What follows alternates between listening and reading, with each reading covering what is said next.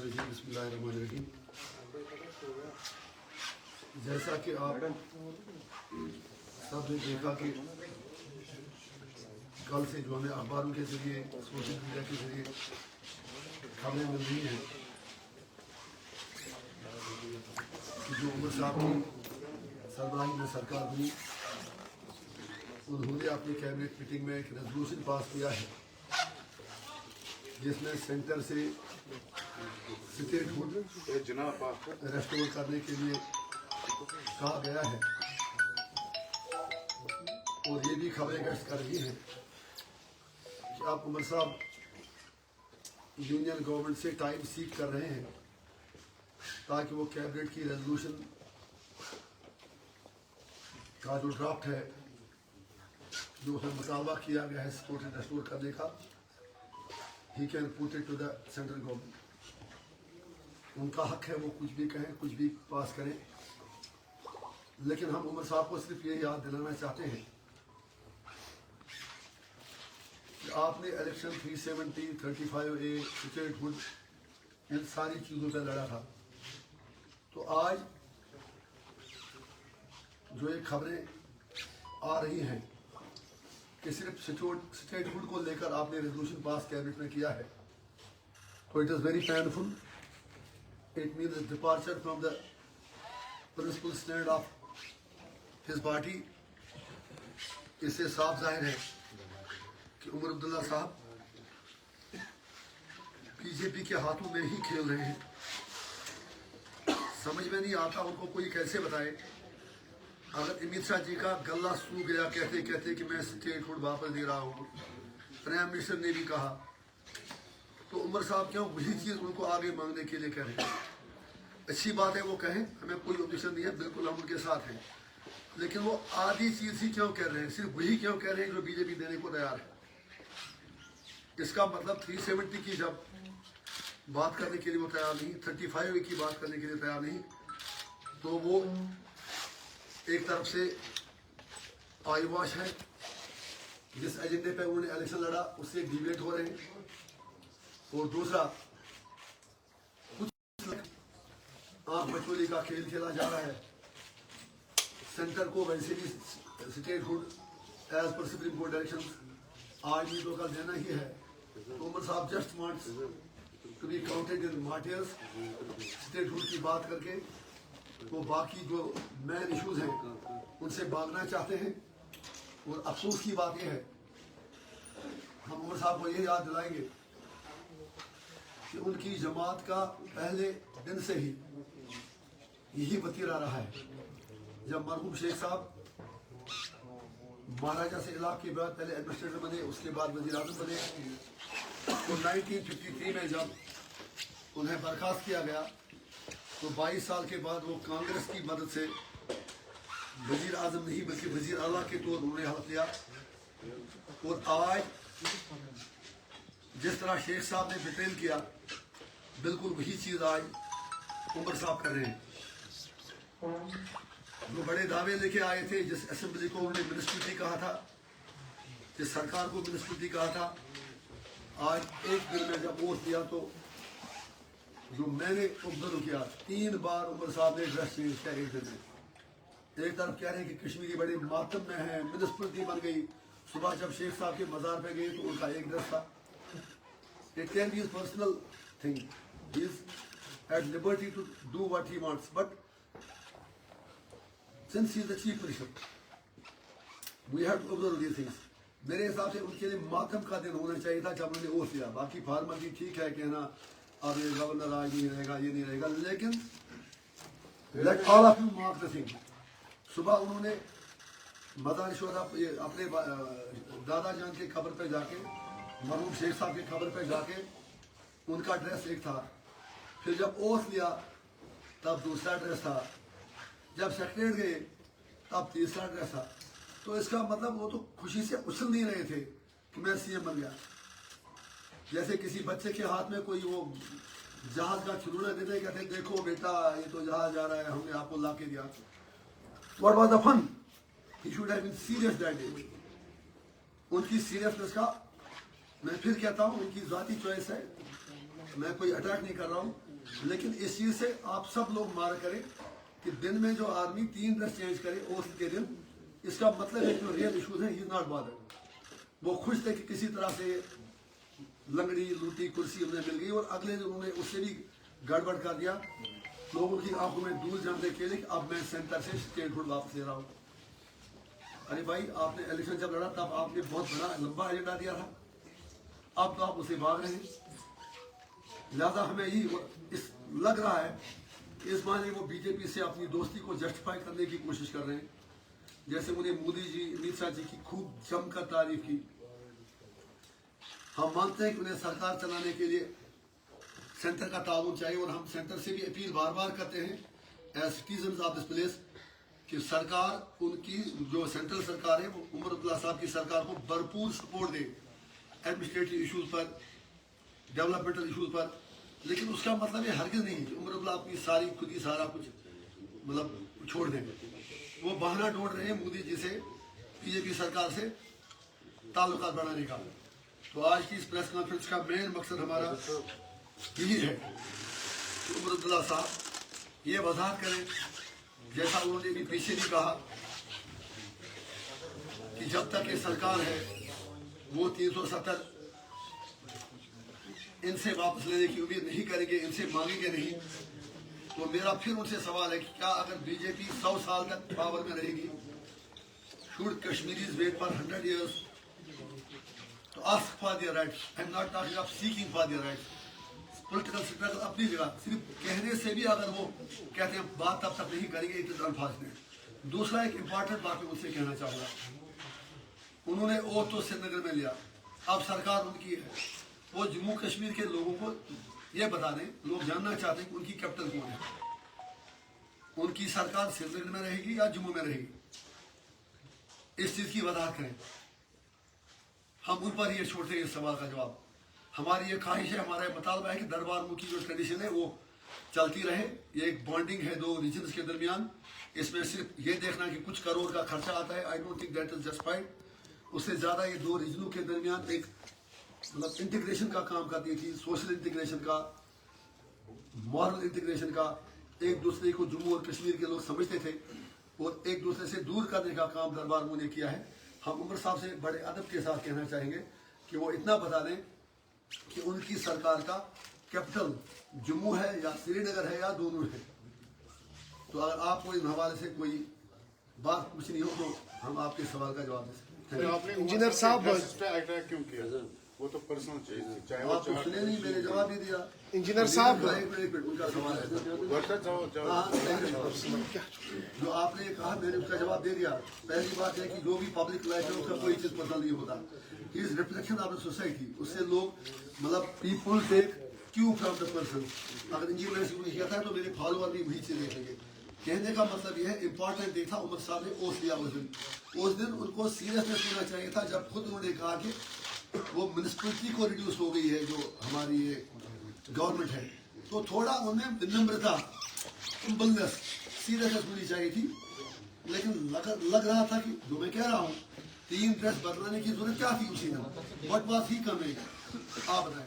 Umar engineer साहब उमर अब्दुल्ला पे काफी ज्यादा उम्मीद है आपको भी। आप नॉर्थ कश्मीर को आप जिस तरीके से बात कर रहे हैं, नॉर्थ कश्मीर को आप रिप्रेजेंट कर रहे हो, देश के पार्लियामेंट में आप जाने वाले, सेशन लगने वाला है, तो what peoples will expect from you? जो हमारा एजेंडा 2008 से जिस तरह हम असेंबली में बात करते थे, हमारी पार्टी रायशुमारी पे बात होगी। मेरी बात सुनिए ना, आप बार बार मुझे क्यों वो चीजें कह रहे हैं जो आपको कोई और कह रहा है कहने के लिए। मैं तो आपने सवाल किया, मेरे सवाल बिल्कुल मैंने बार बार कहा कि जम्मू कश्मीर के मसले का हल लोगों से पूछ के किया जाए। अगर उससे कोई अच्छा हल मोदी जी के पास या किसी और के पास है, टेबल पे आके बात करें। अभी जयशंकर जी भी पाकिस्तान गए थे, तो हमें उम्मीद है कि उन्होंने पर्दे के पीछे तो कुछ बोला है ना, वो ना करके हाँ उन्हीं से कर बैठे। मैं पता है कि कुछ न कुछ तो बात हुई होगी, क्योंकि दोनों मुल्क इस मुसीबत से छुटकारा चाहते हैं, लोग छुटकारा चाहते हैं, दुनिया आगे जा चुकी है। अब दोनों मुल्कों को चाहिए कि वो कश्मीरियों को जीने दें, हिंदुस्तानियों को जीने दें, पाकिस्तानियों को जीने दें, कि सब कॉन्ट्रेक्ट में पीस आना चाहिए। उसके लिए जरूरी है कि इंसाफ हो। सवाल आपसे इंजीनियर रशीद साहब, यहाँ से मैं एक सवाल करना चाहता हूँ। One side of the story prime minister जो है तारीफ कर रहे हैं, दूसरी साइड से सेंटर के सपोर्ट को लेकर भी बात कर रहे हैं। आप जिस समझा नहीं, सॉरी, प्रेम से किन की तारीफ करें? उमर साहब की अच्छा। जब ओथ लिया, तारीफ भी की, मुबारकबाद भी दी और कहा कि सेंटर सपोर्ट भी करेगा। Other side of the story आपको लगता है कि जो मामला इस वक्त है जमीनी सतह पर, जिस तरीके से आप रिवर्ट कर रहे हैं, ये एक हैमर होगा या एक नीट एंड क्लीन ट्रांसपेरेंसी होगी? सर मैं तो दुआ ही करता हूँ कि प्राइम मिनिस्टर साहब ने जो कहा कि वो पूरा करें, उमर साहब को मुबारकबाद देती और फिर कहा कि उनका सपोर्ट भी होगा, वो वही चीज़ करें। लेकिन अगर आपको याद होगा जब दफा 370 हटाया गया था 5 अगस्त 2019 को, हम सब 15-20 दिन एक अनसर्टिनिटी का दौर पूरे J&K में रहा था, पैरामिलिट्री फोर्सेस की, तब से सब करना हॉस्पिटल, पैरामिलिट्री फोर्सेस की काफ़ी तादाद यहाँ पर आई थी, अजीब अजीब सर्कुलर्स निकाले जा रहे थे, हर कोई सोच रहा था क्या होगा। तो तब जो बाकी अदर देन MC जो जमातें थी, मैडम भी उसमें थी, हम भी थे, बाकी लोग थे, हमने रिक्वेस्ट किया था फारूक साहब से कि being the largest party Jammu Kashmir की, आप एक ऑल पार्टी मीटिंग बुलाएं, क्योंकि तीनों MP इनके आए थे, इलेक्शन ताज़ा ही हुआ था पार्लियामेंट का, प्लीज़ आपसे रिक्वेस्ट है रिफ्रेश अपनी मेमोरी करें। तो फारूक साहब ने कहा था कि हमने कहा था कि ऑल पार्टी डेलीगेशन दिल्ली जाए, प्राइम मिनिस्टर साहब से मिले और उनसे रिक्वेस्ट करें कि कहानी क्या है, अनसर्टिनिटी क्या है। इफ यू रिमेंबर, फारूक साहब ने तब कहा था कि ऑल पार्टी डेलीगेशन ना जाए, MC के 3 MP जाएंगे और वो प्राइम मिनिस्टर मिलेंगे, दे आर पब्लिक रिप्रेजेंटेटिव। हमने भी कहा था इसी बात है, अगर इनके MP जाते हैं तो मिलते हैं, मिल के वहाँ से जवाब लेके आते हैं। लेकिन उसके बाद जब वो मिलने गए, 3 MP नहीं गए, बल्कि हसन मसूदी साहब गए, फारूक साहब गए और उमर अब्दुल्ला साहब गए। 1 अगस्त या 2 अगस्त की तारीख थी। उसके बाद जब वो वापस आए, पहले उन्होंने झूठ बोला कि 3 MP जाएंगे, क्योंकि उन्होंने ऑल पार्टी डेलीगेशन जो था जिसमें मैडम जाती, कोई और लोग जाते, उन्होंने उसको सबटाइज किया था। यादाश्त अपनी आप रिफ्रेश करें, और मैं कौम से भी कहता हूँ वो भी अपनी यादाश्त ताज़ा करें, हमारी यादाश्त मजबूत होनी चाहिए। तो उन्होंने फिर ऑल पार्टी डेलीगेशन को सबटाइज करने के लिए पहले कहा MP जाएंगे, फिर MP 2 ही गए और अकबर नून साहब की जगह उमर साहब गए, अगर आपको याद होगा। तो वहाँ से आने के बाद फारूक साहब ने ये कहा कि मोदी जी ने उन्हें आश्वासन दिया है, यकीन दिया है कि 370 के साथ कुछ नहीं होगा। 3 दिन कश्मीरी बल्ले बल्ले मजे लेते रहे, कुछ नहीं होगा, और 5 तारीख को 370 हट गया। तो इसीलिए मैं कहता हूँ कि MC को बिल्कुल 100% पता था कि 370 हट रहा है, और आज MC की 45 सीटें आना, इसके पीछे भी भरपूर BJP का सपोर्ट था।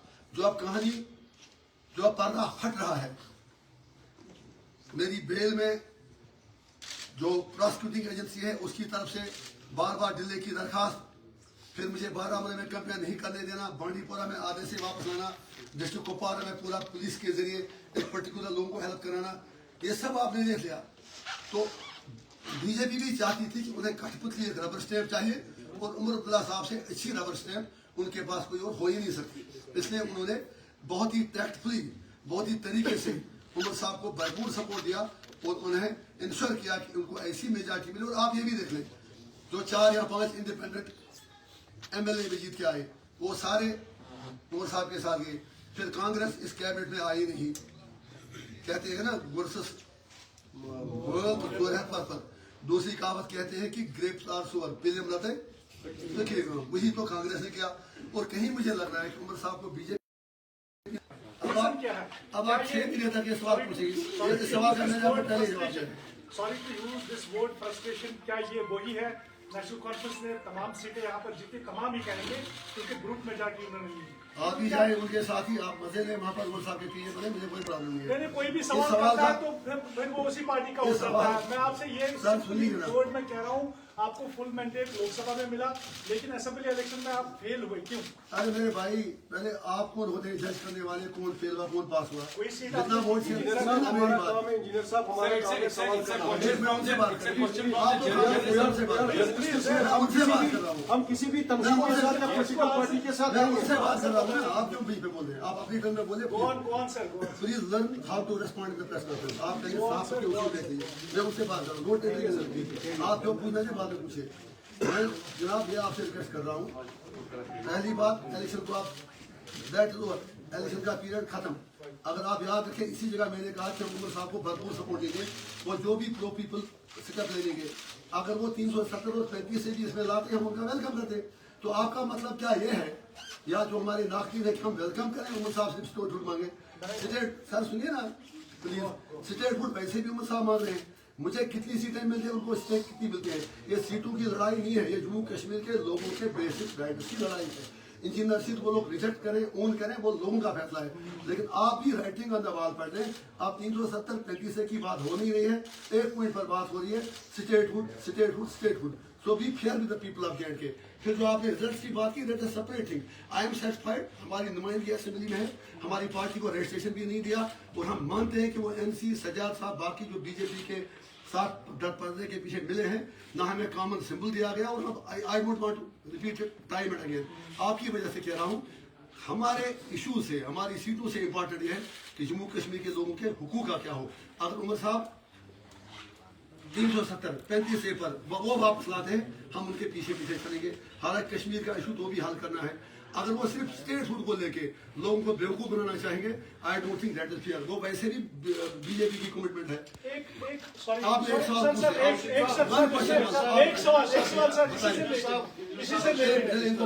आप बता रहे हैं कि मुझे याद है कि जब पार्लियामेंट मेंबर यहाँ पर तारिक करार हुआ करते थे, उन्होंने जब यहाँ पर 370 हटाने की बात की गई थी, उन्होंने एज MP रिजाइन किया था।